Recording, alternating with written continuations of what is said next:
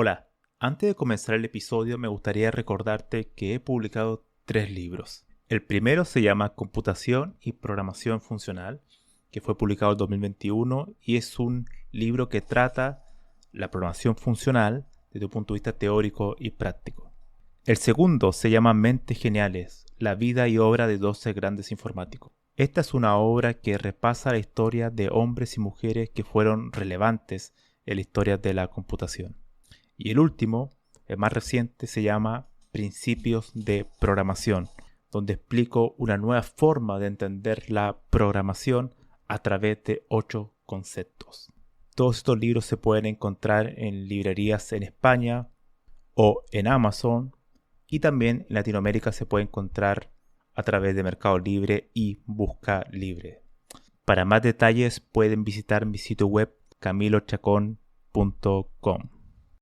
La conversación de hoy es con Patricio Reyes, investigador senior del Barcelona Supercomputing Center. Hablamos de diversos temas que tienen que ver con el análisis de datos, por ejemplo, la teoría de grafos, las redes complejas, la optimización, los datos espaciales y un sinnúmero de cuestiones. Además, lo llevé de manera planificada y deliberada a temas filosóficos, que por lo general a él no le gustan, pero que fue muy divertido escucharlo. Y terminamos conversando sobre cafés, esa sustancia tan importante en la vida de un informático, que sin ella no podríamos vivir.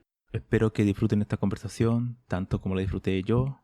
No se olviden de compartir este episodio y de suscribirse o de suscribirse a este podcast. Hola Pato, un gusto tenerte por acá. Hola, ¿qué tal? Bueno, para mí bastante un privilegio tenerte por aquí porque, bueno, con Pato nos conocemos, somos amigos, vivimos en Barcelona y tú has sido la persona responsable que a mí me hayan estafado varias veces por múltiples cafeterías por aquí, señor. Entonces, esto es como una gran oportunidad. No sé si es buena o mala, pero bueno, ya, ya lo veremos. Así que, pero bueno, para nuestros oyentes que son de distintas partes, me gustaría que te presentara, ¿no? Brevemente quién Sí, eres. bueno, soy Patricio Reyes, soy precisamente el que lleva a Camilo a cafeterías donde lo estafan. Mi misión, de hecho, es parte de mi moto en Barcelona, hacer que Camilo lo estafen un poco en las cafeterías. Soy investigador senior del BCC. El BCC es el Centro Nacional de Supercomputación, bueno, Barcelona Supercomputing Center. Y eso básicamente, trabajo en el grupo de análisis de datos y visualización y bueno, creo que ahí ya seguimos conversando. Genial, genial. Em, yo ya de hecho, la primera persona que invité en este podcast ya hace unos 6, 7 meses, cuando empezaron la reproducción a subir, dicho sea de paso, em, fue una persona que tenía un perfil parecido al tuyo, que un amigo también, chileno, Claudio, que trabaja en tema de análisis de datos, así que seguramente a las personas que les interesa ese tema van a disfrutar mucho este episodio. Entonces me gustaría comenzar preguntándote, ¿por qué elegiste estudiar matemática? Porque sé que estudiaste matemática. A ver, ¿por qué matemática? Bueno, estudié matemáticas en Chile, bueno, los dos somos de Chile, y estudié matemáticas en Santiago, por cierto. Yo creo que más que nada fue porque mi hermano mayor eh, hizo la carrera de ingeniería en BUCHEF, que es una facultad, bueno, emblemática, digamos, en Santiago de Chile. Y nada, imagino que quise seguir los pasos. Me interesó el plan común y yo creo que después de muchas veces, como cuando no tienes claro cómo seguir y te gustan las matemáticas, empiezas a ver, bueno, ¿por qué no en vez de hacer una carrera, una distinta de las versiones de ingeniería, ¿por qué no hacer matemáticas? Que en esa facultad tú puedes hacer ingeniería matemática, ¿no? Es muy diferente a lo que se entiende por ingeniería matemática aquí en España, solo que lo comento. En Chile la ingeniería matemática es una carrera de 6 años y medio, es como aquí en España sería hacer un máster dentro de tu propia carrera, básicamente. Y esa es formación matemática tal como la conocemos, ¿no? ¿Pero es una formación desde qué punto de vista? ¿Más teórica, aplicada o es un híbrido entre ambos? A ver, los algebristas dirán que es práctica. Depende de a quién le preguntes, creo yo. Pero si pudiera comparar con lo que no es una carrera de matemáticas tal como la vería un matemático español, pero tiene bastante de teoría que puede ser también aplicada. O sea, hay que pensar que siempre estamos dentro de una facultad de ingeniería, ¿vale? Pero tampoco es como una facultad de ingeniería como uno se pensaría en otras partes del mundo, que es eminentemente práctico todo lo que se ve. No, o sea, de hecho, en la facultad de UCHEF, los 2 años y medio, todas las ingenierías como tal ven cálculo, ven álgebra, ven computación, etc. O sea, es una mezcla un tanto extraña. No es práctica tal como se entiende una ingeniería aquí en España. Tampoco es una matemática pura y teórica como podría ser también en otras partes del mundo. Es una mezcla, digamos. ¿Cuál fue tu primer acercamiento con la programación? ¿Fue directamente en la universidad o ya previamente habías escrito alguna línea de código en tu vida? No, había escrito líneas de código antes de la universidad. Recuerdo, esto es ya en la Edad Media, que tuvimos un computador en casa. Bueno, hablo de computador, o sea, de ordenador. Tuvimos un computador en casa, era un Commodore 64 con casetera en ese momento. Sí, Edad Media, pura y dura. Y nada, ahí, o sea, y mi primer acercamiento fue el lenguaje de BASIC, el BASIC de Commodore.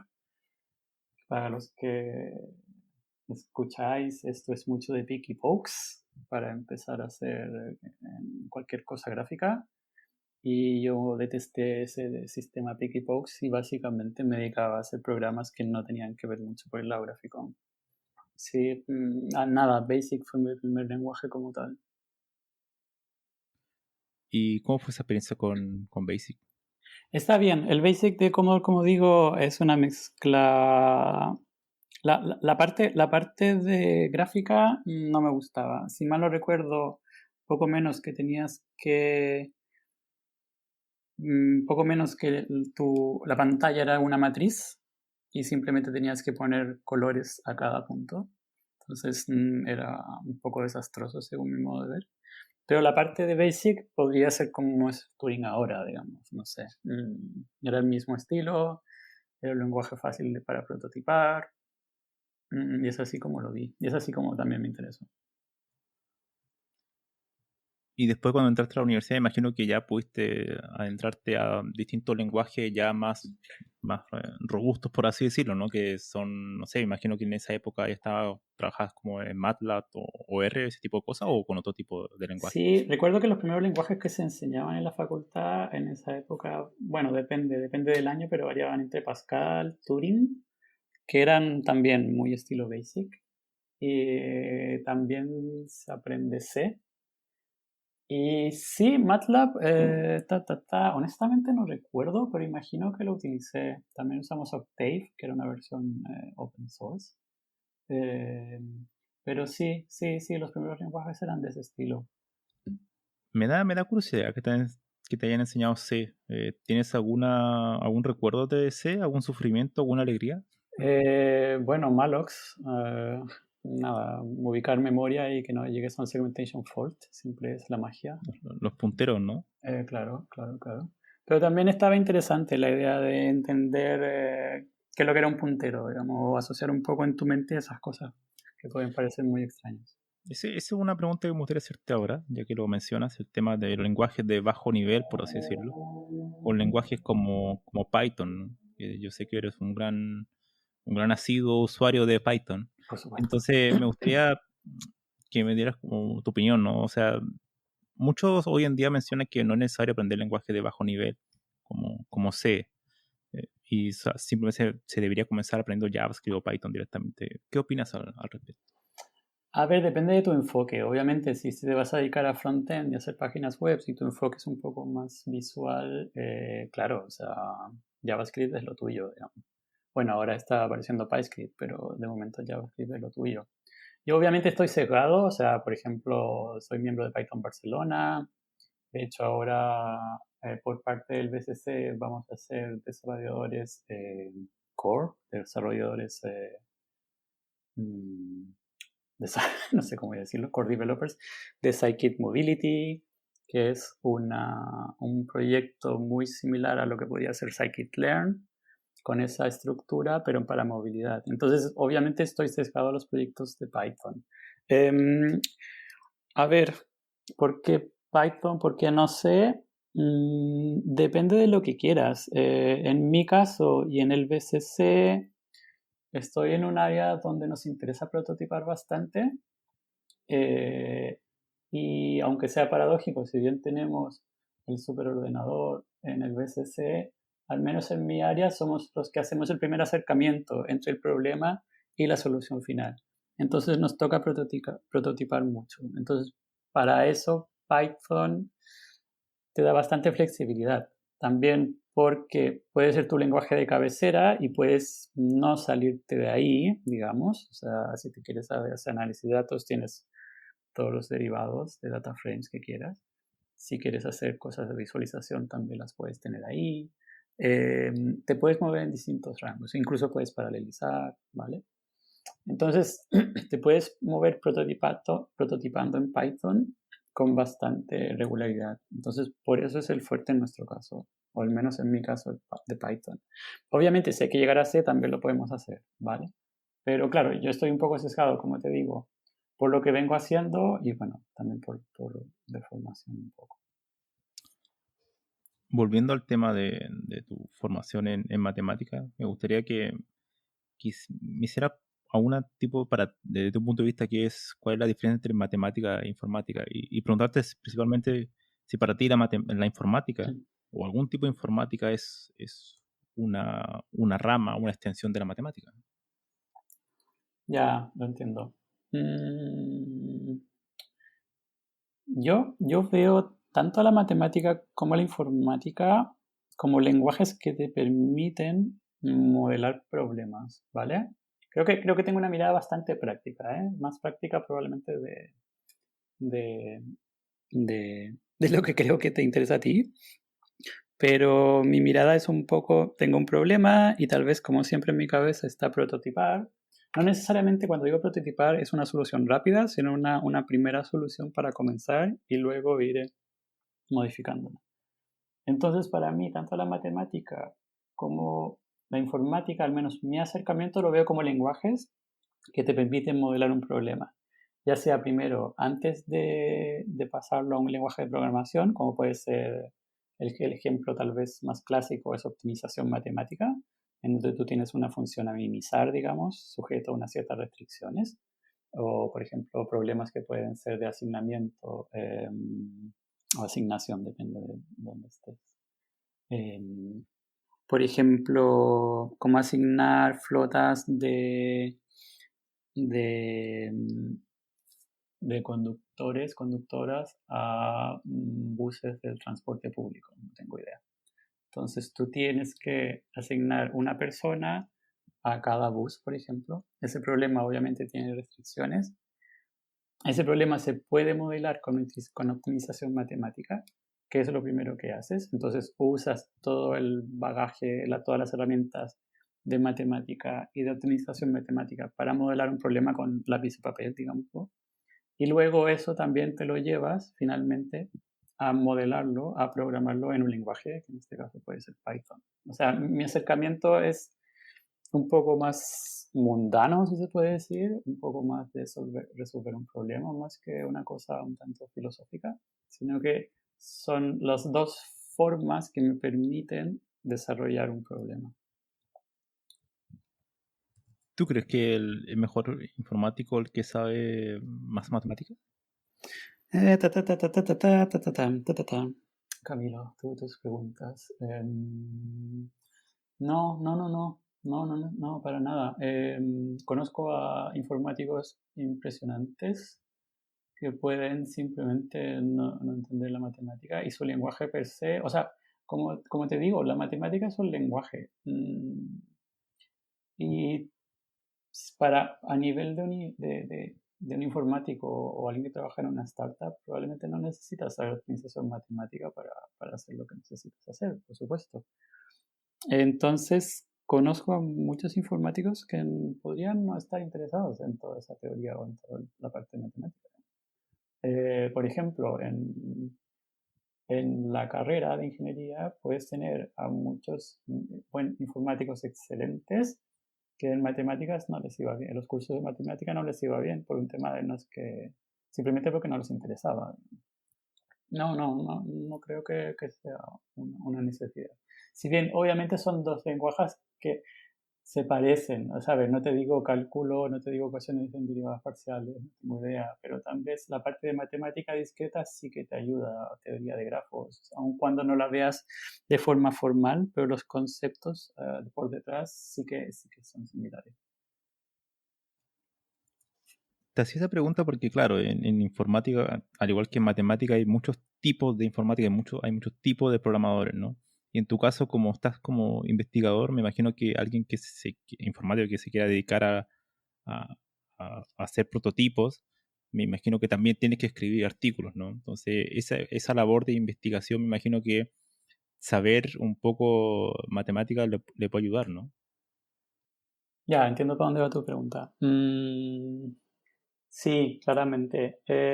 Si bien, por ejemplo, tú puedes hacer análisis de datos sin saber nada de lo que hay detrás, sin saber nada de los fundamentos, puedes ni siquiera, nada, si hablamos de regresión lineal, puedes no saber qué es lo que hace una regresión lineal, puedes no saber cuál es la teoría detrás, pero puedes aplicar scikit-learn de forma increíble, me refiero, ¿vale? Cuando tienes que innovar un poco, que yo creo que va por ahí tu pregunta, digamos, si tú quieres hacer un poco de investigación o a nivel de los modelos o proponer nuevos modelos, claro, tu interés obviamente tiene que ir ligado un poco a la matemática que hay detrás. Pero, por ejemplo, puedes tener un enfoque de ser un informático que haces análisis de datos y que luego cuando lo necesites te pasas a la matemática, ¿vale? Pero a la matemática que hay detrás por un tema de gusto o por interés. Y ahí puedes simplemente cambiar o proponer nuevos modelos.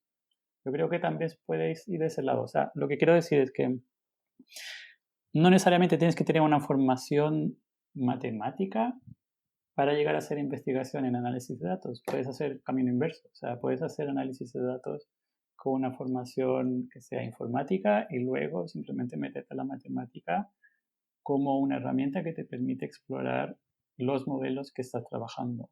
No sé si me explico. En un momento mencionaste la teoría de grafo. Y la teoría de grafo es un área, bueno, muy matemática, también muy útil a la informática porque es una estructura de datos que aparecen por todas partes. Pero me gustaría preguntarte tu visión o tu opinión, ¿no? De por qué crees que la teoría de grafo ha resurgido, por así decirlo, y tiene tanta relevancia hoy en día, sobre todo cuando hablamos en temas como deep learning o redes complejas. ¿Por qué crees que la teoría de grafo en la actualidad se está volviendo cada vez más popular y vemos tutoriales, cursos que mencionan la palabra grafo en todas partes? Vale, yo creo que también la teoría de grafos al principio era una teoría en la era pre-internet, digámoslo. Entonces la teoría de grafos era un poco, no sé, a ver, para ponerlo en simple, tenías que resolver un problema con 5 nodos, tenías un problema aplicado con 5 nodos y unos cuantos arcos, vale, funcionaba bien. Luego, por ejemplo, con todo este tema de los problemas de planaridad, también vinieron, pero luego el boom que creo que ahora se dio por el tema de las redes sociales. Y claro, como tienes una red social, tú rápidamente, incluso creo que esto va ligado a bases de datos.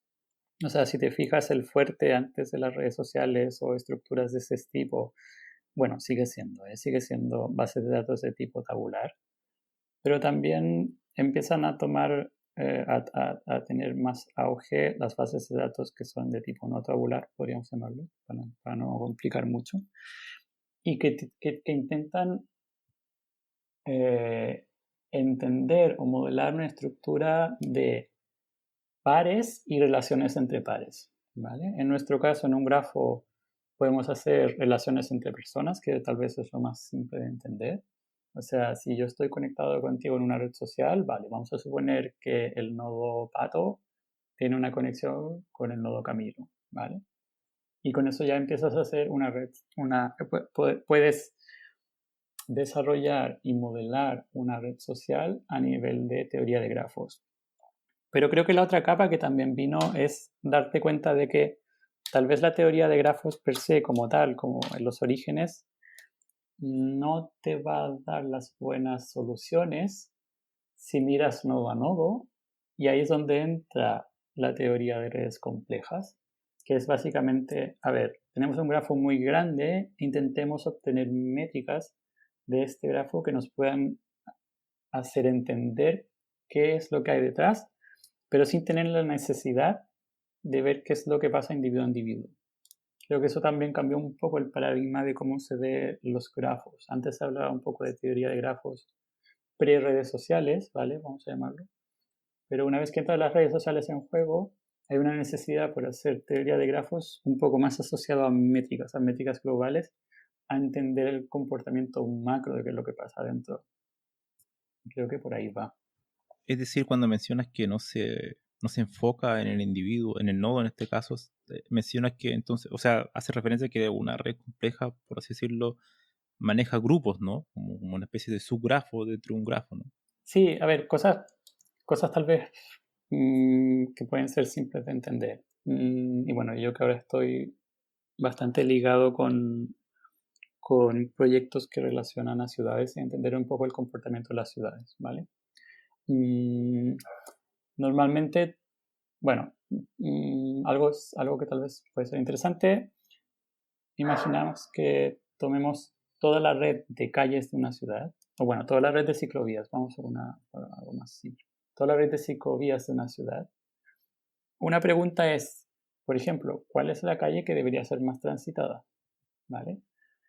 Te puedes ir por un enfoque de datos y para eso o te pones a contar bicicletas o pides datos al ayuntamiento o pides datos externos. Pero la otra opción es, una vez que tú tienes la red de ciclovías, que por ejemplo la puedes obtener en OpenStreetMaps, ¿vale? Para los que estáis interesados, no sé, en Python es OSMNX, el paquete por defecto que se podría utilizar. Vale, pero sí, para no perder un poco el hilo. Si quieres estudiar una red de ciclovías, una pregunta es, ¿cuál es la calle más transitada? ¿O cuál es el tramo de la ciclovía más transitado? Y ese tipo de preguntas tú las puedes estimar solo con la forma de este grafo, solo con la forma de esta red, ¿vale? Entonces, en ese caso no tienes que ir preguntando tú nodo a nodo qué es lo que pasa, no tienes que incluir datos externos, datos del uso, sino que con la forma de esta red, con lo que podríamos llamar la topología de esta red, puedes obtener unas ciertas métricas que te digan, mira, yo creo que esta parte del tramo es la más importante. Otro ejemplo, que tal vez es mucho más interesante. Imagínate que en una ciudad tienes un río que lo cruza y tienes un único puente. Obviamente tienes que entender que ese puente es tu cuello de botella para pasar de un lado de la ciudad a otra, ¿vale? Y eso se puede obtener con métricas macro, ¿vale? A eso me refiero. Una de las cosas que mencionas también mucho sobre el tema de la ciudad, ¿no? O sea, me gustaría preguntarte, que también está relacionado con la teoría de grafo, el tema de los datos espaciales. Para las personas que quizás nunca han escuchado o han escuchado el tema, pero nunca han ahondado, ¿qué, qué tipo de conocimiento se requiere para hacer ese tipo de sistemas, ¿no? Sistemas como los que mencionas, que tienen que trabajar con mapas, con las calles de una ciudad, ese tipo de cosas. Imagino que ahí los datos espaciales entran en juego, ¿no? Sí, esto suena un poquito planetario, dicho de esa forma. No estamos hablando de universo ni nada. Cuando hablamos de Spatial Data Analysis o análisis de datos espaciales, nos referimos a, por ejemplo, nuevamente, estoy muy cercado con los proyectos que tienen que ver con entender el comportamiento de las ciudades como tal. Si tú tienes dos barrios y los quieres analizar a través de una regresión lineal, por ejemplo, ¿vale? Una de las cosas que se pasan por alto en un análisis de datos clásico, y de hecho que todavía se ve en algunos artículos, es que tú tienes que suponer, entre comillas, que esos datos tienen una cierta independencia, ¿vale? Pero hay muchas veces en que tú sabes que esos barrios están unidos, están uno al lado del otro. Entonces, los valores que tienes en el barrio A tienen, o sea, tiene mucho más sentido que los valores que están en el barrio A se parezcan mucho a los que están en el barrio B simplemente porque están al lado, ¿vale? Y eso no lo puedes llevar directamente en un análisis de datos que no incluya la componente espacial, ¿vale? Entonces, el análisis de datos espacial es, digamos, un análisis de datos tal cual. Si queréis pensar en una regresión lineal, vale, una regresión lineal, pero que tiene en cuenta intrínsecamente dentro del modelo esa espacialidad. Y esa espacialidad la puedes dar a nivel de un mapa, pero también la puedes dar con un grafo. O sea, tú también puedes abstraerte de un mapa y simplemente decir, mira, yo quiero que este dato A esté unido con este dato B, y eso también lo puedes, esa información la puedes construir en un grafo que probablemente no tenga que ver con un mapa. Pero en el caso particular que te hablo, y obviamente a nivel de ciudades, como podáis entender, claro, esto en este caso, en mi caso en particular, son datos que tienen que ver con un mapa y tienen que ver, para ponerlo en simple, si queremos hacer una regresión lineal, cómo usar un modelo que tenga la componente espacial dentro de la regresión lineal. O sea, que el propio modelo sepa que el barrio A está al lado del barrio B, ¿vale? Y esa es toda la idea de datos espaciales, análisis de datos espaciales. Perfecto. Mm, tengo una curiosidad sobre ese tema. Me gustaría preguntártelo ahora. Y es el tema del tiempo. Del tiempo, entiéndase como, bueno, el presente, futuro, ese tipo de cosas, ¿no? ¿Por qué lo pregunto? Porque cuando tú mencionas ese tipo de sistemas como hacer análisis sobre el tráfico o sobre una ciudad, nosotros sabemos que las ciudades no son estáticas, ¿no? O sea, van variando en el tiempo. O sea, el tráfico varía, depende del horario, el día de la semana, el año, depende también de la ciudad. O sea, son cosas que van variando durante el tiempo. ¿Cómo crean ustedes ese tipo de aplicación para analizar esa evolución de la ciudad, que no es estática? ¿Hacen un análisis de cada cierto periodo de tiempo? ¿Cómo entra en juego el factor del tiempo en ese tipo de aplicaciones? A ver, siempre depende de la pregunta, ¿eh? Muchas veces, bueno, hay dos enfoques. Está el enfoque de dame todos los datos que tienes y con eso los meto a la juguera y te saco un resultado. O está el enfoque de cuál es tu pregunta, cómo la podemos enfocar, ¿vale? Si, por ejemplo, he trabajado en los dos tipos de problemas, si quieres, por ejemplo, analizar la distribución de las bibliotecas en Barcelona, que es, por ejemplo, algo que estamos analizando ahora. Obviamente las bibliotecas no se mueven, ¿vale? Entonces, la componente temporal tal vez no te importa, ¿vale? Eh, Sin embargo, si quieres analizar movimiento de personas, trayectorias, vale, ahí entra lo que se hace, lo que hace, por ejemplo, el paquete Scikit Mobility, que viene a intentar a trabajar con trayectorias, ¿vale? En ese caso, un dato ya no es un punto en particular, sino que es una trayectoria que tiene un inicio y un fin y un cierto tiempo asociado, ¿vale? Formas de obtener esos datos o cómo se puede trabajar. Normalmente se trabaja con datos de trayectorias como tal. En este caso o en los casos que habitualmente se ven en investigación, convenios con operadores telefónicos, ¿vale? Que te entregan o una matriz origen-destino, que es básicamente esta persona se mueve de aquí a aquí, ¿vale? O una trayectoria más fina que te puede decir, mira, esta persona hizo esto y luego pasó aquí, y luego pasó aquí, y luego terminó aquí, ¿vale? Pero esos son los enfoques. Normalmente el enfoque depende de la pregunta, a menos que quieras hacer un refrito, digamos, de todos los datos que tengas. Pero, como te digo, el enfoque va a depender de la pregunta. Si tienes datos temporales, claro, podemos revisar temas de movilidad, pero si, por ejemplo, si quieres ver dónde vas a ubicar una nueva biblioteca, ¿dónde vas a ubicar un nuevo hospital? O si quieres ver la red de bibliotecas, la red de hospitales, claro, no necesitas movilidad de nada, ¿vale? O sea, depende mucho de la pregunta. ¿Cuántos, por ejemplo, para aceptar un proyecto de ese tipo, si te dicen, mira, hay que hacer este proyecto, pero no están los datos, por ejemplo, completos o hay muy poca información, ¿cómo evalúas eso? ¿Cómo dices, mira, aquí quizás faltan datos, no puedo hacer nada porque, no sé, no puedo aplicar ese tipo de algoritmo o ese tipo de análisis porque no hay datos suficientes? ¿Cómo manejas ese tema en cuestión cuando a veces te pasan datos incompletos o a veces casi no hay datos? No a veces, ¿ah? Normalmente siempre los datos van a estar incompletos en la vida real.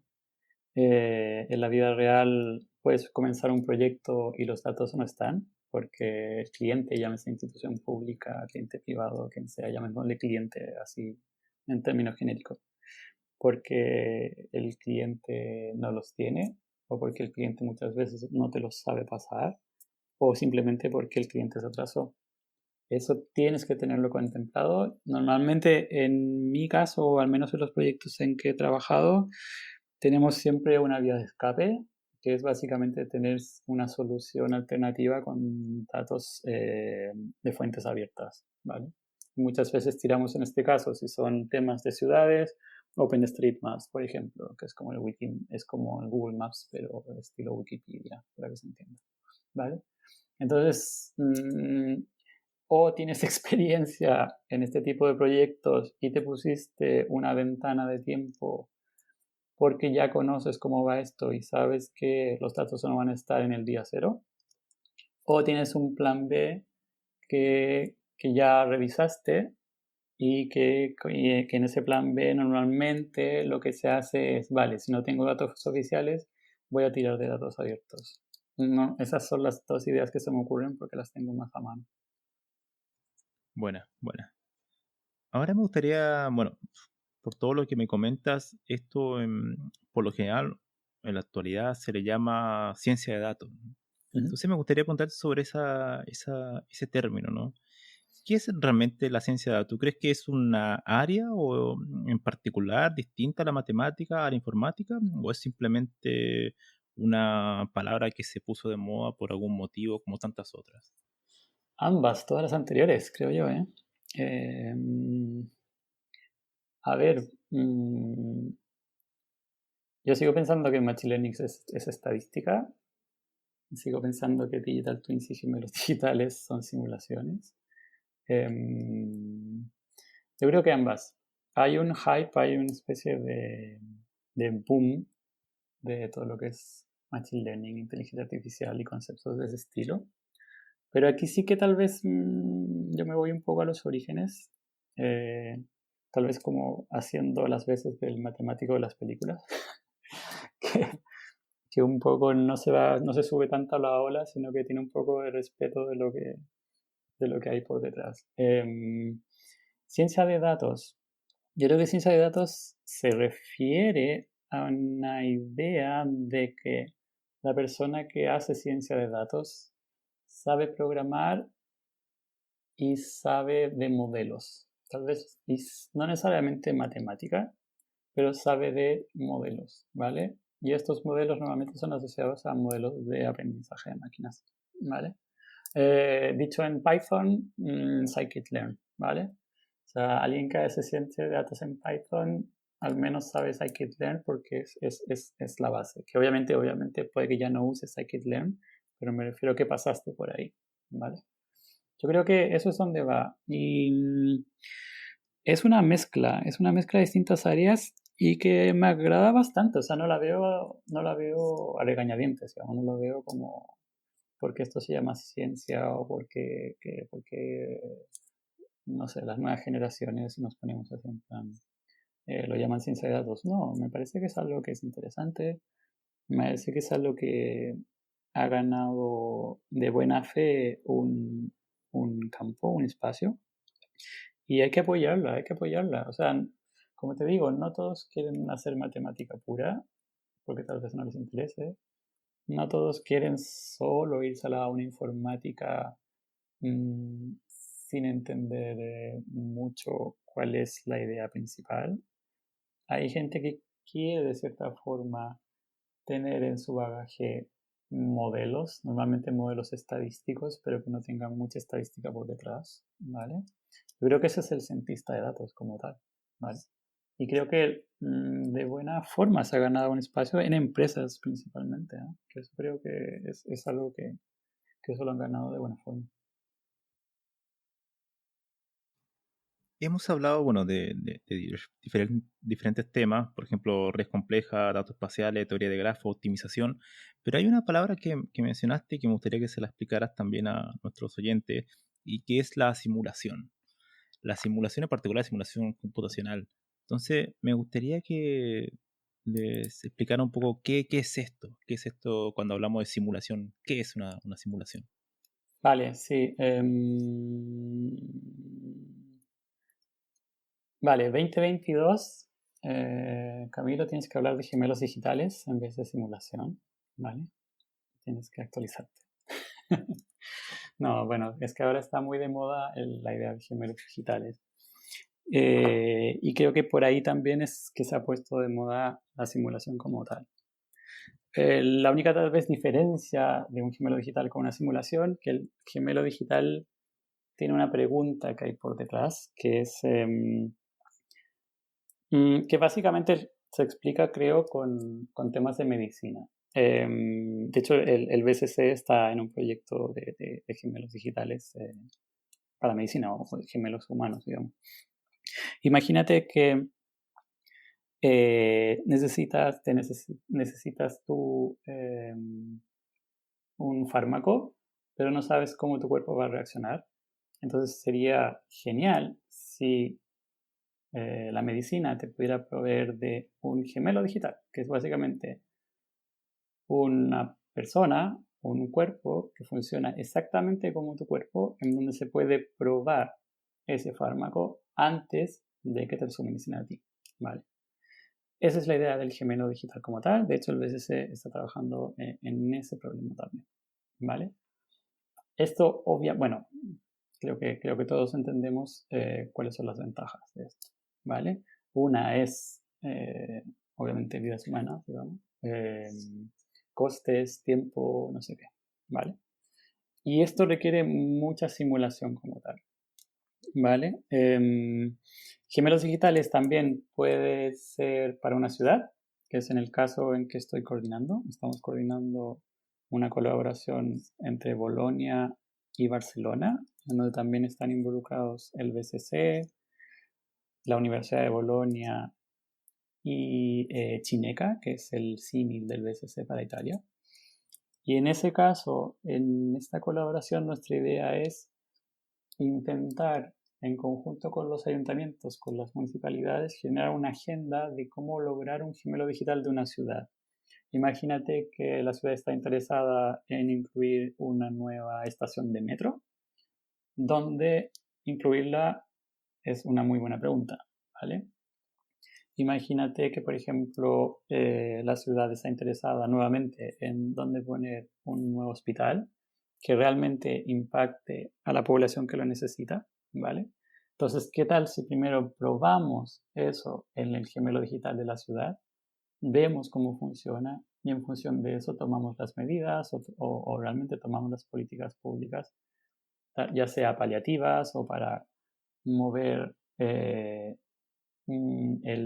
tu idea que tienes de dónde ubicar el hospital, moverla a otro lado, probar nuevas métricas, revisar y terminar diciendo, ok, este es el buen lugar para incluirlo, ¿vale? Esa es la idea de gemelo digital, esa es la idea de gemelo digital para ciudad, ¿vale? Si quieres una idea de simulación pura y dura, sin la componente gemelo digital, tal vez la única diferencia entre un gemelo digital y una simulación sería que la simulación no tiene que necesariamente tener un símil de la realidad, ¿vale? La simulación tú puedes simular cosas que te hayas inventado y que no necesariamente tengan un asidero en la realidad, ¿vale? Pero hoy en día, como tal, creo que son intercambiables esos dos conceptos. No sé si quedó más claro o si al revés lo enredamos más. Sí, totalmente.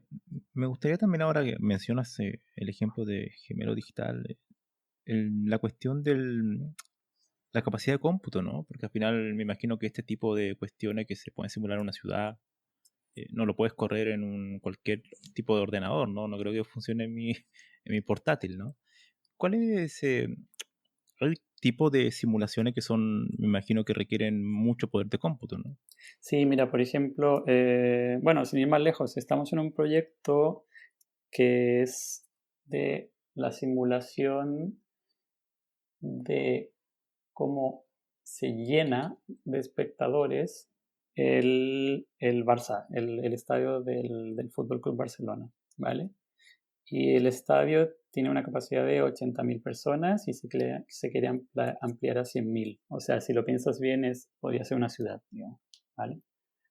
Entonces, lo que se hace ahí es, por un lado, al menos, bueno, hay distintos enfoques, pero uno de los enfoques puede ser, vale, a cada persona vamos a simularla en un entorno digital, como podría ser el metaverso o como podría ser un juego, digamos, de realidad virtual. Y le vamos a dar ciertas reglas de comportamiento, como podría ser nuevamente en un juego, ¿vale? O bueno, en metaverso como tal. Vale, hasta ahí todo bien. El punto es que si quieres hilar más fino, tú nuevamente lo que puedes hacer es que entender de que no todas las personas se comportan de la misma forma. Entonces, designar perfiles en función de el tipo de persona que eres. Que nosotros, el ejemplo clásico para referirnos al proyecto del Fútbol Club Barcelona, el proyecto IoTwins, que se llama, por cierto, que lo podéis buscar, un proyecto con financiación europea. Eh, para el proyecto IoTwins lo que hicimos fue definir distintos tipos de personas que van al estadio. Por ejemplo, si eres un turista que no conoce Barcelona y que va al Camp Nou por primera vez, de seguro que no vas a llegar directo a tu asiento, ¿vale? Entonces primero vas a ir al lugar de informaciones, luego te vas a ir a la tienda a comprar algo, luego te vas a ir al museo del Barça, luego en algún momento te vas a perder, no sé, vas a ir a los baños, no tengo idea, y vas a en algún momento intentar entrar al estadio y llegar a tu asiento, ¿vale? Esto es muy distinto a lo que te puedes imaginar de un socio. De hecho, si mal no recuerdo, un socio llega más o menos 5 minutos en media, básicamente, bueno, en moda, llámalo como quieras. Ya llega 5 minutos antes de un partido. Sin embargo, un turista en día normal llega 1 hora y media antes, ¿vale? Para que te hagas una idea. Entonces, los perfiles, incluso de movimiento dentro del estadio, son diferentes, ¿vale? Entonces, lo que hicimos y cómo abordamos el problema es, dependiendo de el perfil, vas a tener un comportamiento diferente, ¿vale? Si vas en grupo, si vas en personas, si vas con un grupo de gente, si vas con tu familia, ¿vale? Te vas a mover de forma distinta y eso lo llevamos al modelo que estamos simulando. Y finalmente lo que hicimos fue, vale, simular el modelo, validarlo con datos reales y ese es básicamente el problema. Pero si te fijas, ahí sí que se requiere mucho cómputo porque básicamente cómo se abordan estos problemas es, cada persona es un individuo, piénsalo, es un ser pensante, llamémoslo, aunque no es así, pero bueno. Entonces cada persona se mueve como quiere y cada persona a veces tiene que interactuar con otras personas, ¿vale? Y eso sí que necesita mucho cómputo y ya te imaginarás que hay un paralelismo ahí de procesos que tienen que estar bien de buena forma, ¿vale?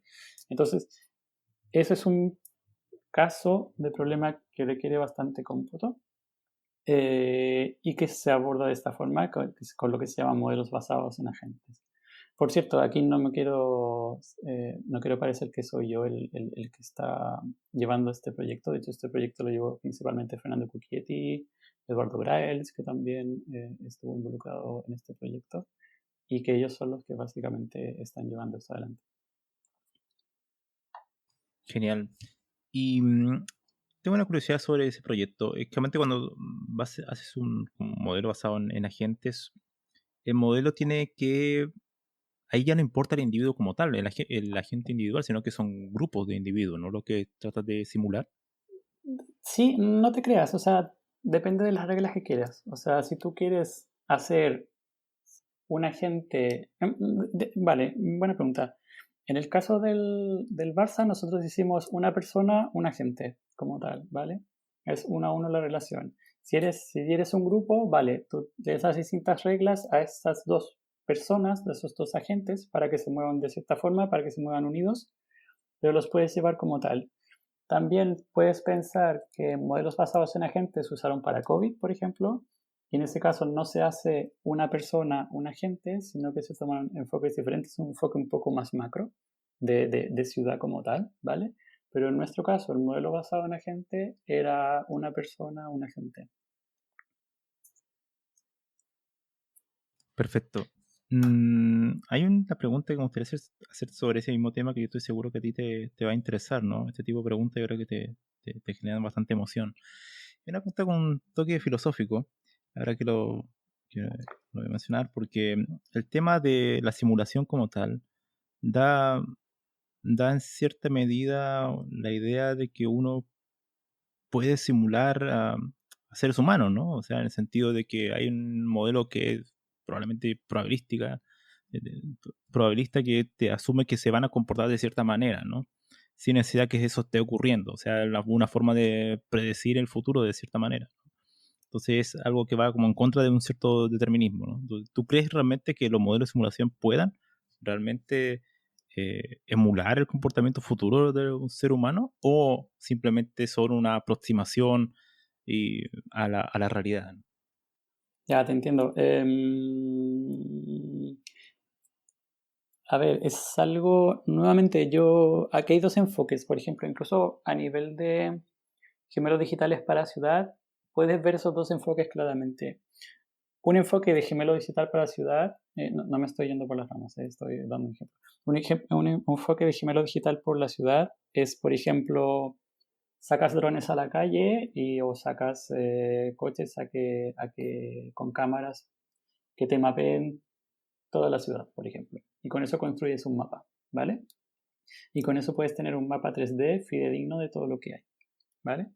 Eso es el enfoque, de hecho, clásico de gemelo digital. Una vez que tienes toda esa información, lo que tienes que hacer es generar los metadatos para saber qué es lo que hay en esas imágenes. O sea, esto es un árbol, esto es un edificio, esto es un semáforo, no tengo idea, ¿vale? Ese es un enfoque, ¿vale? El otro enfoque es hacerlo, llevarlo un poco más a nivel de análisis de datos y entender el problema en función de la pregunta que tienes, ¿vale?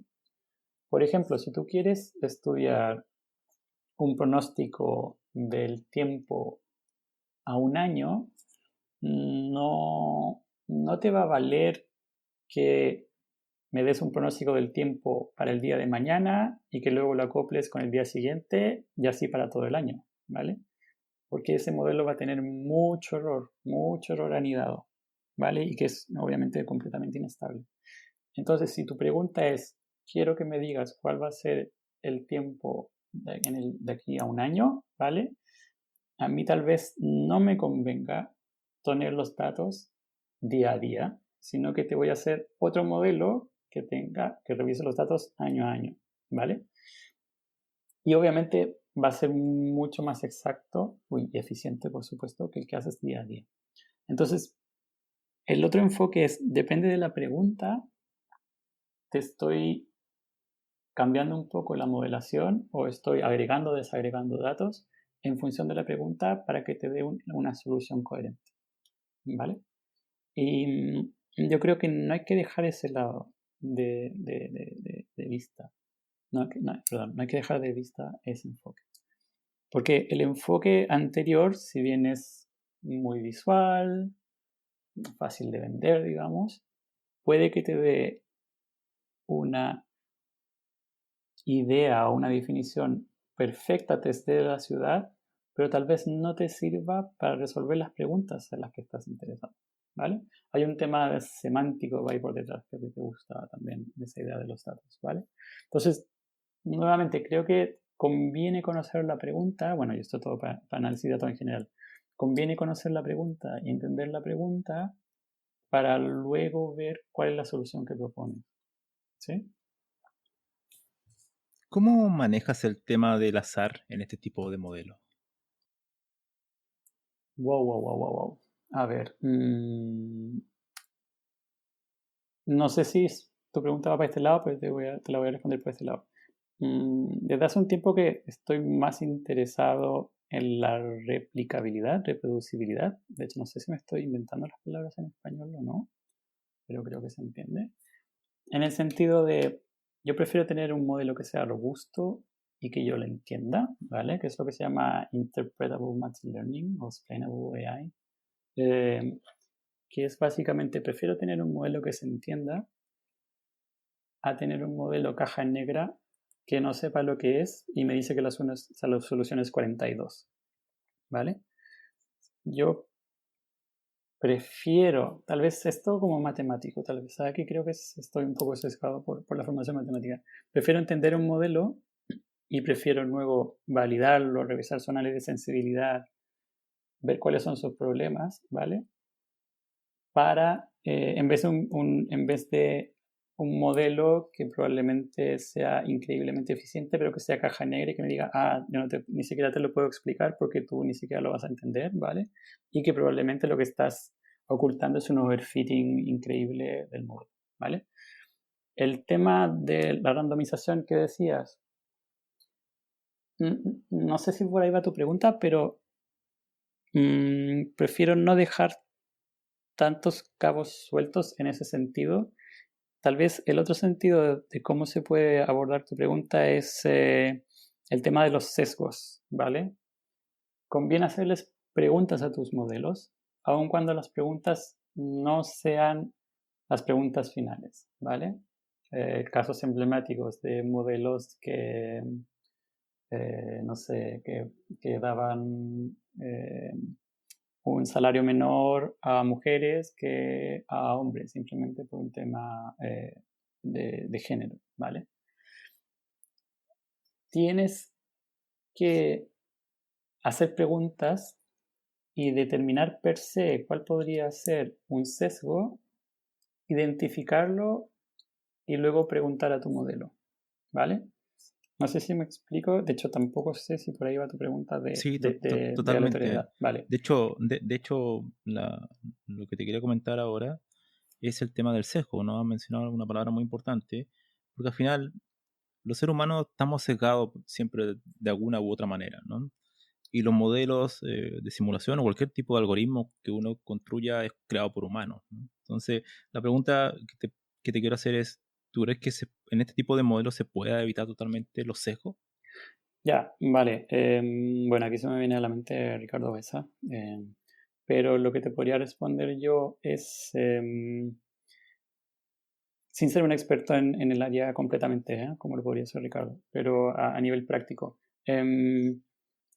Tienes que tú entender el posible problema antes de hacer el modelo y luego revisar si tu modelo tiene ese problema. Creo que me expliqué fatal, pero por ejemplo, en los años 70, si hubiésemos tenido Machine Learning, ni siquiera hubiésemos pensado probablemente en temas de género, ¿vale? Como lo estamos pensando ahora. O sea, si te fijas, el sesgo depende también, y los tipos de sesgo y las tipos de alarmas rojas que te pueden sonar van a depender del ambiente donde estás, el ambiente cultural, la generación, ¿vale? Pero tú tienes que preguntar y tú tienes que saltar la alarma, ¿vale? Un sesgo de los años 70 va a ser diferente a un sesgo ahora, ¿vale? Entonces son ideas preconcebidas. Entonces es difícil cuando me comentas si podemos revisar todos los sesgos, es bastante complicada tu pregunta porque tal vez estoy dando a entender de que necesitas primero, tal vez como sociedad, ver cuáles son los sesgos que tienes que revisar, ¿vale? Entonces, no solo depende de, mira, tengo una lista aquí de sesgos a revisar, sino que tienes que, en función de tu ambiente, ver cuáles son las alarmas que tienes que revisar, cuáles son los sesgos. Por eso, por ejemplo, ahora en proyectos europeos se está haciendo muy presente tener una especie de consejo, llamémoslo así para que se entienda, de personas expertas, ¿vale? Que puedan validar que lo que tú estás haciendo a nivel de aprendizaje de máquinas esté, digamos, bien, entre comillas, bien en el sentido amplio, bien en el sentido de sesgo, ¿vale? Muchas veces uno, como está en un ordenador tirando código, probablemente no tiene esa imagen global como la puede tener un consejo externo, ¿vale? Hay otras soluciones intermedias, como lo que podría ser, creo que se llama Dion, el proyecto, que es un checklist para programadores, que de hecho está muy bien para subirlo a los repositorios de GitHub, por ejemplo, de Git, sorry, o por ejemplo en GitHub. Entonces tienes un checklist y le pregunta al analista de datos marcando sí o no ciertas preguntas. Y una de las preguntas puede ser, por ejemplo, revisaste si tus datos están bien guardados, revisaste si cumples con la normativa europea de datos, revisaste si tus datos tienen sesgo de género, ¿vale? Ese es un enfoque un poco más simple, pero bueno, que te puede resolver algunos problemas. No sé, a ver, como te digo, lo que quiero que tal vez te quede de lo que te estoy contando es que resolver todos los sesgos, ya la definición de cuáles son todos los sesgos es la complicada. Una vez que determinas el sesgo, vale, obviamente tú lo vas a entender, pero como sociedad tenemos que tener presente cuáles son los sesgos, cuáles son esas alarmas que tenemos que notar para luego evaluarlas si las cumplimos o no en los modelos. Ya me has hablado un poco sobre algunos proyectos que estás trabajando o has trabajado en el BSC. Me gustaría que si tienes alguna anécdota, algún otro proyecto que hayas trabajado que te gustaría comentarlo. Vale, sí. Bueno, por cierto, perdón, el proyecto se llama Dion, diondrivedata.org. Luego sí que te paso el link. De otros proyectos, bastantes. Bueno, un proyecto en que participaste como beta tester anónimo, por ejemplo. En el BSC también estamos muy vinculados con el arte digital y, por ejemplo, uno de los proyectos que acabamos de hacer es una mirada de arte digital para el Festival Sonar de música, para el Sonar Más D precisamente, en donde cogimos datos, tomamos datos de transacciones de plataformas que, eh, que venden, digamos, NFTs, ¿vale? Con eso, una de las partes fue hacer un grafo, muy al estilo de redes complejas que a ti te interesan, y eso llevarlo a una visualización, por ejemplo, ¿vale? De hecho, por Twitter lo podéis ver que hemos tuiteado al respecto. Y ese problema, eso fue básicamente un proyecto que mezcló análisis de datos, por ejemplo, con visualización como tal.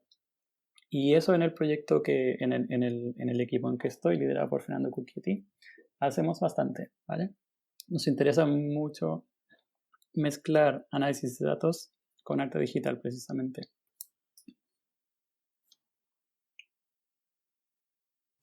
Genial.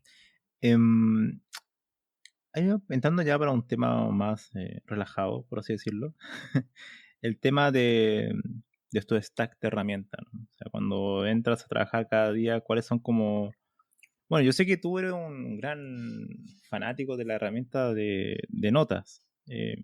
No sé si ya escogiste la tuya, pero estabas en eso, ¿no? Entonces me gustaría que me comentaras un poco cuáles son las herramientas, los software que ocupas a diario. Sin ir más lejos, con un grupo de amigos tenemos un grupo de los autollamados procrastinadores, que básicamente nos fijamos más en las herramientas que en la utilización de ellas, digamos.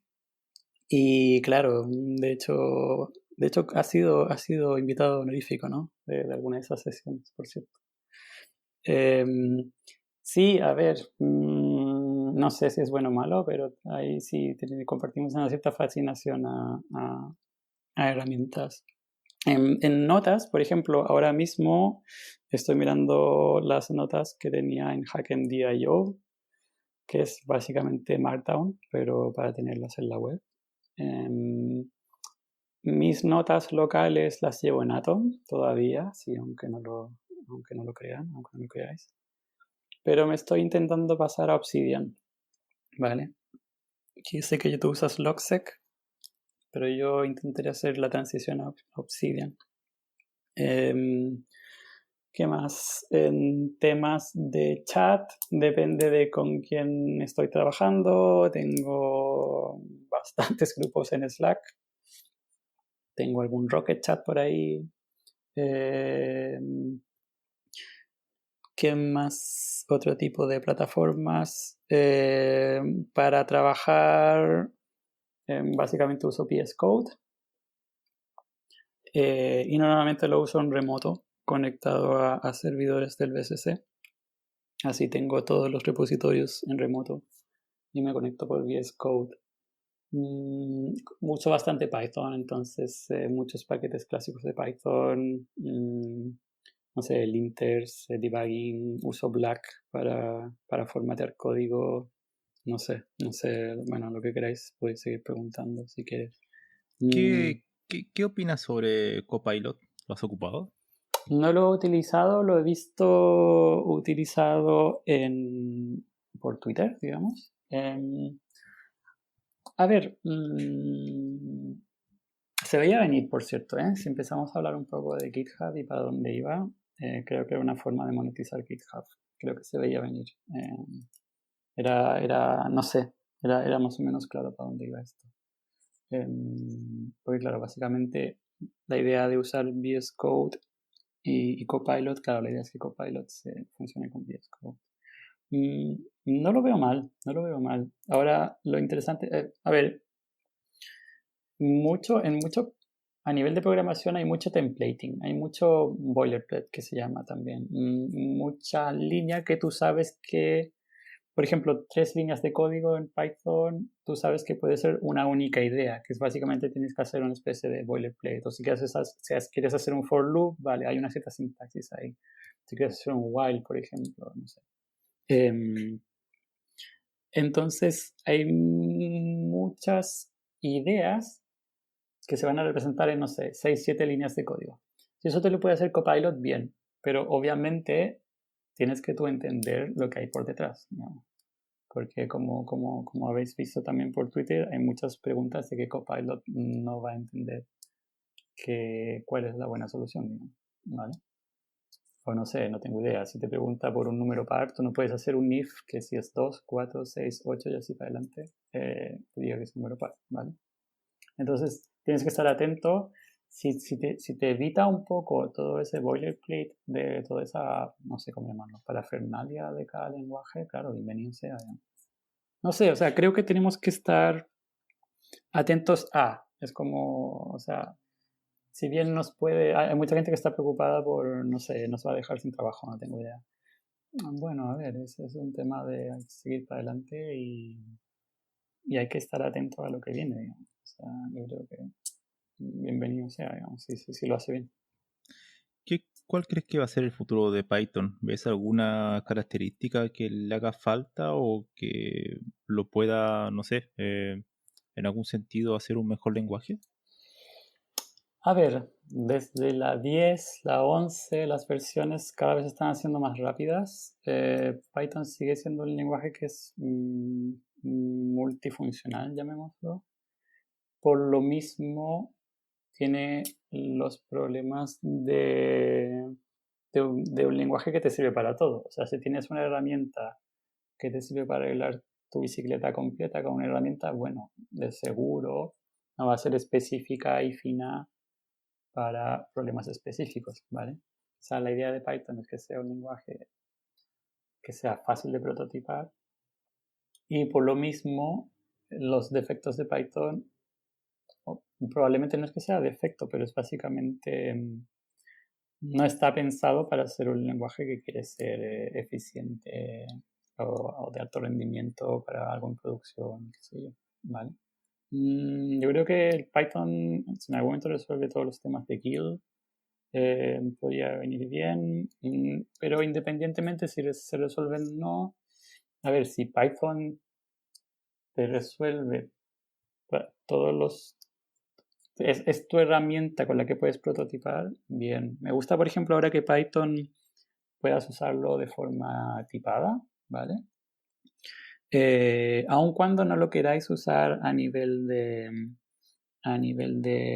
revisión de código, por último, aunque solo si ya lo usáis a nivel de documentación para tipar variables y luego la documentación automática lo acepte, eso ya viene muy bien. Cosas de Python que a todos intento decirles que revisen lo que es las data classes o data, ¿sí? Que revisen Pydantic bastante, que les puede resolver bastantes problemas y puede, o sea, básicamente en cuento corto, si estáis usando muchos diccionarios y muchas listas para mantener estructuras, bueno, revisad Pydantic, revisad data classes. No sé, creo que esos son mis consejos. Hay una pregunta que me gustaría hacerte sobre el tema de los problemas. Bueno, ya has trabajado durante ya muchos años en distintos entornos, o sea, una combinación un poco entre la industria y también la parte como académica. Entonces me gustaría preguntarte, ¿cómo abordas un problema a veces no tratado previamente? O sea, cuando tienes que resolver algún tipo de problema y no sabes, o porque por experiencia quizás no lo has tratado de manera directa previamente, ¿cómo lo abordas, no? Y ahí me imagino que el factor de ser investigador te puede ayudar también, ¿no? Sí, claramente. A ver, literatura científica, artículos. Entiendo que para muchos los artículos sean un poco un lenguaje muy abstracto, pero si te tienes que ir al estado del arte o, por ejemplo, o revisar si es que hay literatura al respecto, te tienes que ir ahí y tienes que entenderlo. Y revisar si puedes partir de ahí, si hay una solución ya hecha, lo mejor es tomarla, por supuesto. Revisar, a ver, el enfoque es, si no sé de algo, empiezas a revisar literatura. En algún momento encontrarás algo que se acerque. En algún momento revisarás si hay código ya hecho al respecto, si no lo prototipas, ¿vale? E incluso decidirás si, bueno, si estás haciendo algo que nunca se ha hecho antes, bueno, pues lo puedes publicar también. Creo que ese es el enfoque. No tenerle miedo a irse a la literatura, no tenerle miedo a revisar artículos. No digo que todos estén estupendamente escritos, no digo que todos sean entretenidos ni nada. Pero bueno, creo que por ahí va un poco. De hecho, eso es lo que te iba a preguntar un poco, el tema de cómo hacer la validación de si algún recurso que encuentras es de calidad. ¿Cómo filtras? Porque hoy en día con Internet tenemos tanta información de todo tipo y también de información científica, ¿no? Hay muchas revistas, unas que son de mejor calidad que otras. Entonces, ¿cómo validas eso? A ver, si quieres hacer una validación populista, número de citas, que sería el equivalente a irse a Twitter y ver cuáles son los trending topics. Eso siempre te puede ayudar. Ahora hay herramientas incluso de grafos a nivel de páginas web incluso que pueden revisar un poco tu árbol de citas o que te pueden orientar un poco en cuáles son los artículos que te tienes que leer. Revisar también cuál es el año, porque obviamente si es que un artículo apareció ayer, obviamente difícilmente va a tener un montón de citas porque solo apareció ayer. Si eres investigador, conviene llevar un administrador de artículos o un administrador de referencias, como puede ser Zotero, Mendeley o lo que seas. No recuerdo el que utilizas tú, Camilo. Pero nada, yo creo que por ahí va un poco. Sí, yo ocupo PaperPie, que Exacto. igual es. que bastante bueno, yo creo que es una buena recomendación, sobre todo si, no tan solo si haces investigación, sino el manejo de PDF, muchos libros, ese tipo de cosas. Es bastante útil tener como una herramienta de gestor de... Y aparte que muchas de esas herramientas tienen un editor de PDF interno, entonces igual Sí, sí, puede sí. ser bastante útil, ¿no? Sí, sí, sí. Em, Me gustaría hacer la pregunta sobre tu interés por la investigación. Ya una pregunta un poco más personal en cierta medida, ¿no? El tema de cómo surgió tu interés en la investigación y por qué no te fuiste, no sé, o trabajar en la industria directamente y no investigar, ¿no? Porque hay muchas personas que siguen ese otro camino, ¿no? Ya. A ver. A ver, si te lo respondo de la forma más tal vez absurda posible y práctica y mundana posible, es porque creo que yo me aburro cuando es algo que sé y lo tengo dominado ya no me satisface. Busco otras cosas, ¿vale? Y creo que ahí también hay un área de la investigación como tal. Estar un poco revisando qué es lo que hay, así como lo hago con cuáles son los nuevos paquetes de Python o cuáles son las nuevas noticias de Python. También lo haces con el tema que te interesa. Yo creo que va un poco por ese lado. O sea, estoy intentando responderte de la forma más simple, tal vez, y simplista, tal vez, posible. Pero sí, yo creo que va por ese lado. O sea, si ves que no solo te interesa programar, sino que te interesa un poco conocer qué es lo que hay o preguntarte un poco el por qué, ¿vale? Yo creo que por ahí puede ir tu lado. También hay que tener un poco de vocación, ¿eh? Bastante, pues, por cierto. Hay muchas cosas que, si bien es diferente estar en una empresa privada, mm, nada, te pueden interesar más a nivel de la investigación. Y eso no solo indica docencia, ¿eh? Hay mucha gente que puede no gustarle hacer clases, pero sí gustarle hacer investigación.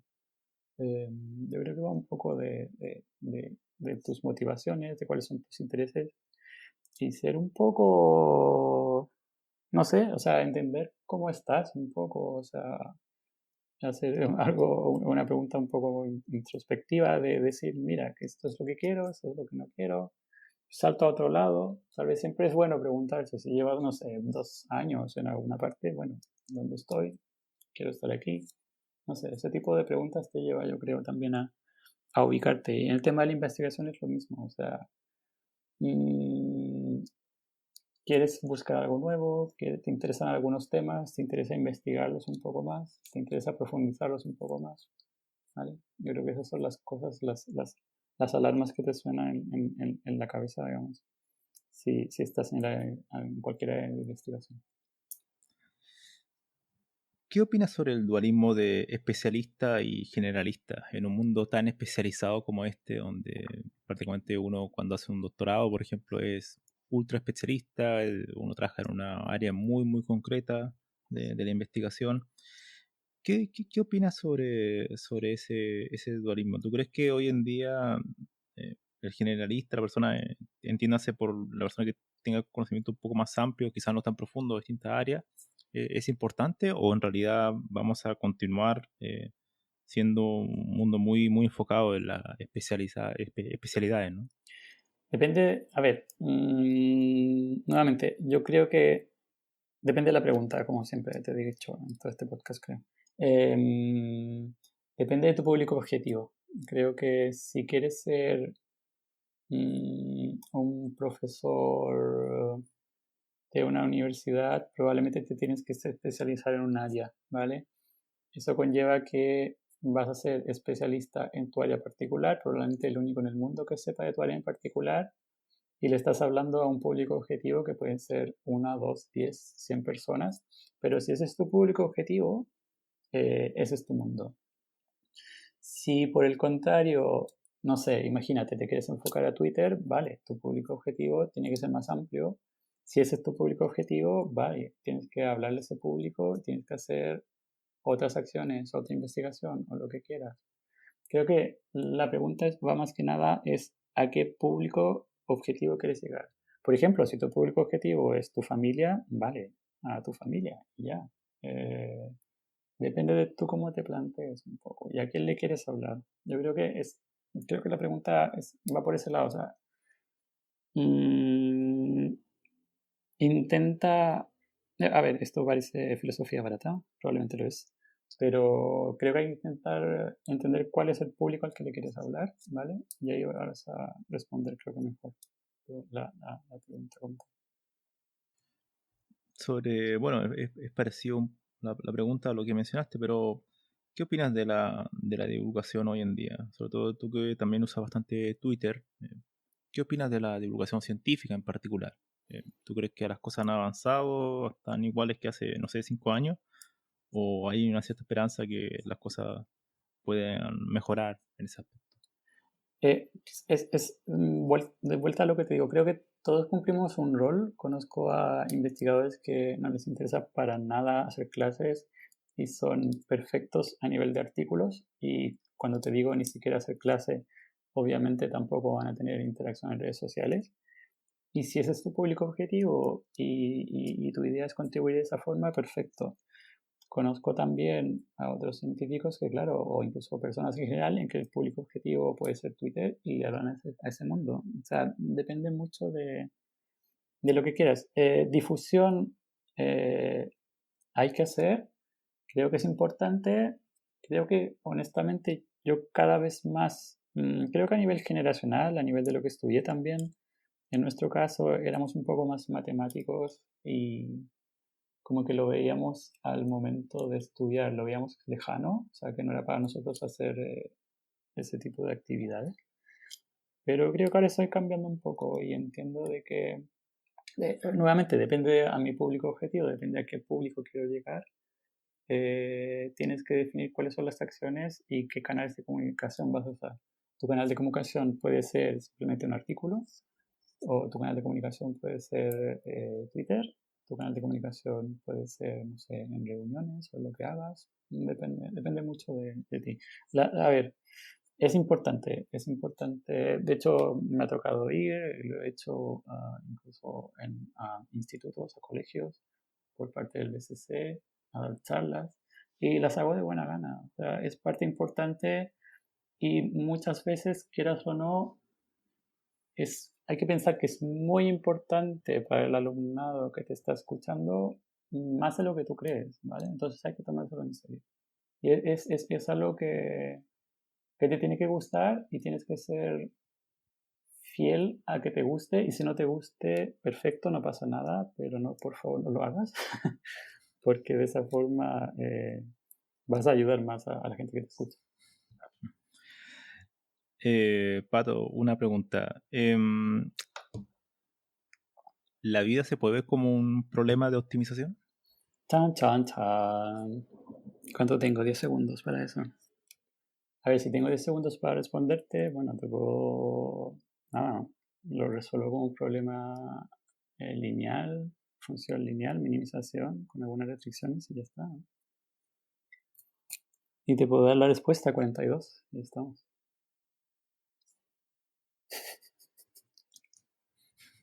¿No? ¿Quieres una respuesta un poco más elaborada? Bueno, puede ser un problema no lineal, digamos. Podría ser un problema no lineal con la función a maximizar en este caso. Maximizamos la utilidad, problema no lineal con restricciones y ya. Otra pregunta que probablemente a ti te gusta bastante, ¿no? Las que son filosóficas, ¿no? El tema de, Noto, de la, noto, noto el sarcasmo. sí, el tema de la matemática, ¿no? Para ti, ¿la matemática se descubre o se inventa? Wow, wow, wow, wow. Camilo. Eh, a ver, creo que también está muy ligada a la matemática. ¿Tiene que ser algo per se o es una herramienta para gustos? O sea, por ejemplo, a los algebristas o a los que estudiaban teoría de números les decían eso, que lo que estudiaban no servía para nada hasta que llegó la criptografía, y gracias a todos los que hicieron avances en teoría de números estamos aquí hoy hablando de forma segura. No sé. Yo creo que depende mucho de lo que quieras. Si, bueno, mucha gente se puede reír de ti, se puede reír de ti si estudiabas teoría de números antes de la criptografía, pero bueno, después ya ves cómo aprendió, cómo funcionó. No sé, depende de cómo lo quieras ver. En mi caso, creo que estoy cada vez más pragmático y las veo como herramientas, pero si las quieres ver como matemática que es pura y dura y es el final de tu vida, y allí, bueno, a por la matemática. Pero tú crees que la matemática ya existe, está a priori, o sea, si el ser humano desapareciera, ¿existiría todavía la matemática? Claro. Y antes del hombre existió la matemática. Mm, ta, ta, ta, ta, ta. Y Dios dijo la matemática.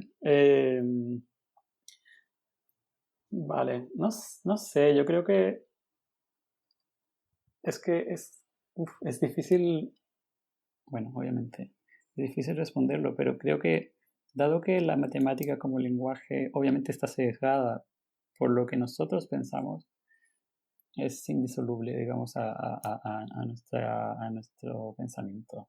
La matemática obviamente está sesgada, así como hablamos de sesgos, o sea, por el solo hecho de cómo nosotros estructuramos ideas. Mm, por ejemplo, no sé, tal vez o sea, yo creo que tú preguntabas por el lado de, no sé, las teorías físicas que rigen el universo, si están antes o no. Para mí las teorías físicas son modelos. Es, para- mm, mm, es cierto que me sigo sorprendiendo cuando los modelos a veces pueden ser descritos de forma tan simple, pero creo que siguen siendo modelos. Creo que siguen siendo modelos en nuestro sistema de pensamiento. Bueno, entrando ahora a la parte probablemente más seria de la entrevista, Wow, ¿cuáles son las cafeterías favoritas de, perfecto, de Patricio perfecto. Reyes en Barcelona, ¿no? Para las personas que están aquí y quieren ser estafados, ¿no? Porque al final, Para tanta persona, acá, claro, para tanta persona por que la- escucha, hay tantas personas que, claro, que vienen claro, en Barcelona y que probablemente tú también lo has llevado a ese mal camino, ¿no? Entonces, pero los que no han caído en esa tentación, ¿cuáles son para ti algunas cafeterías que tú recomiendas, que te parece noto, interesante que la gente que visita Barcelona o que va a visitar Barcelona en el futuro debería ser un indispensable, ¿no? noto que quieres ampliar tu público objetivo, dado lo que conversamos anteriormente, entonces quieres ampliar el espectro del podcast. Y espero que para la próxima sesión se llame algo así como café y matemáticas, café e informática, ¿no? Ya veo por dónde va, digamos. Quieres intentar arreglar todos los problemas de las Estoy estadísticas tratando de tu estoy audiencia. tratando de optimizar la vida, ¿no? Entonces, Sí, sí, sí. de esta No, forma, como bueno, a Freud, ver, optimizando el podcast, ¿no? ca- ca- cafeterías es un tema, así como yo siempre me río, así como estudio dónde está si la distribución de las bibliotecas en Barcelona es la correcta y así puedo tener una biblioteca que cada ciudadano tenga 15 minutos una biblioteca pública. Bueno, yo así hago lo mismo con las cafeterías. Yo quiero tener en Barcelona un mapa de mis cafeterías para una emergencia de café, por supuesto. Sí, sí, bueno, por cierto, como sabes, tengo un mapa de cafeterías Pero ¿cuál recomiendas? ¿Cuál es la honestamente, que... Sí, sinceramente, bueno, sí, vale, si sinceramente. estáis en Barcelona y Sí, si que, bueno, a ver, si pero queréis, señor, si yo hago preguntas serias aquí, por supuesto. por supuesto, perdón, perdón, mis disculpas. No, a ver, si os interesa el café de especialidad que se llama, bueno, el café se puede puntuar, para los que no saben. Entonces, todo café que tenga sobre 80, si mal no recuerdo, se considera café de especialidad. Si te interesa el café expreso, cuando digo si te, estoy hablando en público general. Si os interesa el café expreso, eh, podéis, no es tanto problema. Si os interesa el café con leche, bueno, ok, nice, perfecto. Pero si os interesa el café solo, os recomiendo que si nunca habéis probado algo que no sea expreso, probéis un café como infusión, tal como usaríais un té. Y en ese caso, las cafeterías de especialidad en Barcelona pueden dar pistas. A mí me gusta mucho Slowmo, que está en Gracia, por cierto, Creo que hemos ido juntos, por cierto. La que no tiene azúcar, ¿no? Exactamente, es una cafetería, si queréis ir, si queréis ir, es una cafetería en donde no tendréis azúcar para el café, porque el café no merece ser combinado con azúcar, por supuesto. Otra cafetería que puede estar bien es Nomad, o Nomad, no sé, Nomad. Creo que hay 3 en Barcelona. Los tostadores Hidden también me ha gustado bastante lo que han hecho. He probado bastantes buenos cafés ahí. Uy, es un mundo esto, ¿eh? Si me pones a hablar de esto ya me voy para otro lado. Three Marks también está tostando bastante bien. Pero yo voy mucho por cafeterías. Claro, yo no soy mucho de café expreso, ¿vale? Soy más del café de filtro, que se llama. Y sí, claro, si vais por Barcelona, creo que por ahí os Incluso en puede ir. verano. Sí, sí, sí. Ah, bueno, y por cierto, en Nomad podéis probar el café, el Nitro Coffee, creo que se llama. Que es. Bueno, tú lo probaste hace poco, ¿no, Camilo? Sí, el café frío, ¿no? Es un café frío, pero con espuma, como si fuera espuma de cerveza, para explicarlo de forma fácil, ¿no? Sí. Qué bueno que si venís a Barcelona, si nunca habéis probado Nitro Coffee, creo que se llama Nitro, no recuerdo. Sí, bueno, después te voy a pedir un poco que me pasaron el nombre para dejarlo en la descripción del podcast para los curiosos. Claro, claro, por supuesto.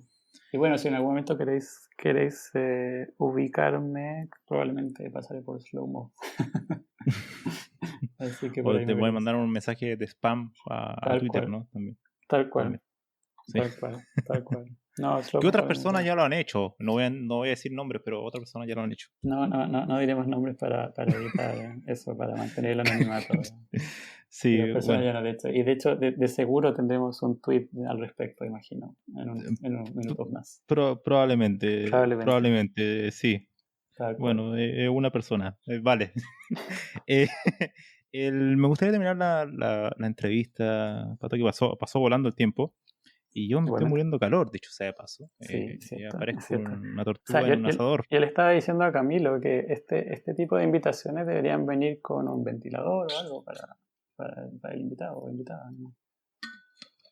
No hay presupuesto, pero, Qué fuerte, qué fuerte. pero bueno, estamos Micrófono. trabajando. Estamos trabajando en Sí, eso. por cierto, Camilo me estaba complicando que mi micrófono es malo, así que bueno, os invito a suscribirse al podcast de Camilo para que Camilo en algún momento me envíe un micrófono decente. Sí. Vamos a pensarlo eso. Sí, puede ser. Puede ser en el camino futuro le podría Claro, interesar. claro. A ver, yo estoy Quizá. intentando abrir el público objetivo de tu podcast. Esa es mi misión. Yo no sé si me estás ayudando o me estás perjudicando, pero probablemente me estás perjudicando. Así que, bueno, pasemos a la última pregunta, señor. Perfecto, perfecto. Em, y no es broma. Bueno, esto es un poco también para la gente joven, ¿no? Bueno, esta es una pregunta bien curiosa, porque yo siempre la hago a todos los entrevistados, ¿no? De los consejos a la gente joven, pero curiosamente no hay gente joven que escuche este podcast. Entonces no... Parece ser que va a ser una lista de consejos como que tú en el muro de los lamentos, ¿no? Como en mitad del desierto, pero no importa, uno siempre tiene una cierta esperanza, ¿no? Entonces eso es importante. Tienes que empezar a usar Entonces, otras redes sociales. claro, sí, hay Se una, viene sí. TikTok, se viene TikTok, Sí, bueno, atentos. hay otra más interesante. ¿Qué consejo le darías a alguien que esté interesado en estudiar matemáticas o análisis de datos en general, ¿no? ¿Qué consejo le darías a alguien ahí que tiene 18 años, 20 años y está perdido por la vida? Hay otros que tienen 30, igual están perdidos, ¿no? Por Dicho sea de paso. supuesto, dicho sea de paso, Pero, que toman café. Claro. ¿y qué consejo le darías si está en esa locura, ¿no? Se volvió loco y quiere estudiar esto, ¿no? ¿Qué le dirías, no? Primero, que no me vean a mí como un ejemplo. Ese es el primer consejo que les puedo dar. Segundo, que es un gran momento para incluso estudiar o entender si queréis estudiar algo a través de cursos en internet, no sé, Coursera, Udemy, lo que sea, o otros. De hecho, si queréis, por cierto, paso el aviso, si queréis Scikit-Learn, hay un curso muy bueno que es por los propios desarrolladores Scikit-Learn, que es un curso asociado en INRIA y que está online. O sea, es un momento muy bueno ahora para intentar hacer picar un poco, como podríamos decir, de qué es lo que queréis estudiar antes de meterse a. Y si os interesa la informática, por ejemplo, claro, podéis ir por ahí. Si os interesa la matemática, buscad cursos para ver un poco cómo va todo eso, ¿vale? Y también, para los que les interesa seguir una carrera más matemática, no tenéis que pensar que todo es cálculo, ¿vale? Que hay muchos otros tipos de matemáticas discretas, programación, optimización matemática, ¿vale? Y que os puede interesar por ese lado, incluso teoría de grafos. O sea, no veáis solo no sé, ecuaciones derivadas parciales, no sé, no tengo idea. Que es como el cliché, digamos, de lo que se tiene en mente, ¿vale? O sea, que hay mucha más matemática, mucha más informática para mirar. Creo que ese es el consejo. Y bueno, y el primer consejo, no me sigáis a mí, por supuesto. Bueno, y se me ocurrió algo que podría también ser un consejo, sobre todo para los que nos escuchan en Chile, ¿no? Que no, al final es nuestro país. Ajá. Que estén interesados en irse a otro lugar, no tiene que ser porque ser en España, pero que estén interesados de emigrar a otro lugar. ¿Qué qué recomendaciones le darías? Mira, justo esta semana estuve escuchando un podcast en que entrevistaban a Álvaro Graves, o Graves, para depender de quién lo que era. ¿Te acuerdas, por cierto, del podcast? Sí, totalmente La naturaleza del software, puede ser, ¿no? fue invitado Eduardo Díaz, que es el Cierto, creador cierto, cierto. de ese podcast, La Cierto, naturaleza del software, cierto. que nos respondió lo que era la naturaleza del software, pero bueno, ese es otro tema. Pero sí, exactamente. Continúa. Y Álvaro, de hecho, habló en extenso de su viaje de Chile a Estados Unidos, en este caso.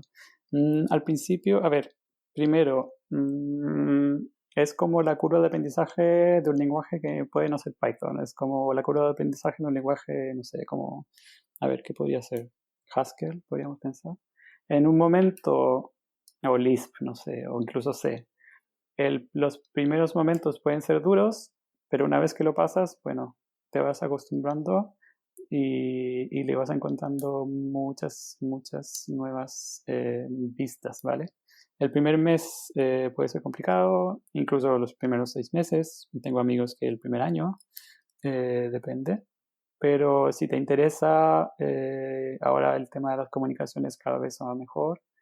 Nada, es una experiencia interesante. Nuevamente, no me sigáis a mí, pero lo único que puedo decir, o sea, no soy un jugador de fútbol al que tengáis que seguir. Eh, pero yo creo que ese es el consejo. Es como aprender un lenguaje con una curva de aprendizaje fuerte. Al principio te puede costar, pero luego le vas a encontrar muchas ventajas, culturas diferentes, nuevas formas de ver y entender la vida, aunque suene filosofía barata. Pero sí te abre una nueva forma de entender. Pero nada, o sea, depende de lo que quieras hacer. O sea, si te quieres ir, bienvenido y todo. Es una experiencia que va a costar al principio, pero nada, luego se disfruta, ¿no? Creo que tú también lo has pasado así. Sí, totalmente de acuerdo. Bueno, agradecerte, Pato, o sea, que estés aquí 1 hora y media, el tiempo pasado volando, así que me Exactamente. gustaría que dejar, no sé, algún mensaje para nuestros oyentes para finalizar la entrevista. Mira, honestamente pensé que íbamos a hablar más de reproducibilidad, así que para eso, si queréis, hicimos un curso con Andrés Aravena y está montado en mi GitHub, en mi cuenta de GitHub. Si lo queréis ver por ahí, también está bien. Y lo otro que también pensé que íbamos a hablar es un poco más de análisis de datos, que está más orientado a Python y tenemos un curso eh, con María Teresa Grifa, que es analista de datos en Bridgestone. Y también lo tengo montado en mi GitHub. Si queréis pasar por ahí No, pero, también. Pato, si quieres hablar un poco eso, No, no, habla. no, no, no, no, Sí, no, no, no pasa nada. sí, Pero me no. refiero que si queréis pasar por ahí, nada, bienvenido y abierto a colaboraciones también. Incluso a colaboraciones a nivel de estudiantes de doctorado o nuevas preguntas, nuevas ideas, bienvenidos, bienvenidas. Sí, yo creo que te voy a pedir que me dejes los enlaces sobre esas cosas, porque son varias cuestiones, incluso las cafeterías, los nombres, Por así que en la supuesto. descripción del podcast van a ver varios enlaces, pero Perfecto. así que me lo envías y bueno, igual voy a dejar tu Twitter, no sé qué otra red social quieras que que la gente te siga, ¿no? TikTok, por supuesto. TikTok, sí, totalmente. Bueno, Pato, ha sido un placer tenerte por aquí, así que la pasé muy bien. Siempre es un gusto entrevistar a personas que saben muchas cosas y además cuando son amigos, ¿no? Es mucho más grato y uno se siente mucho más relajado entrevistando a alguien, ¿no? Así que muchísimas gracias por aceptar la invitación. De nada, de nada. Pero no le creáis a Camilo de que yo sé muchas cosas. Es como los futbolistas, ¿vale? Si un futbolista juega bien, vale, seguidlo por el fútbol, pero no lo sigáis por la vida personal ni por nada, ¿eh? A mí igual. Nada, hasta el próximo café, Camilo. Hasta el próximo café. Nos vemos Eso, en el venga. siguiente episodio. Chao.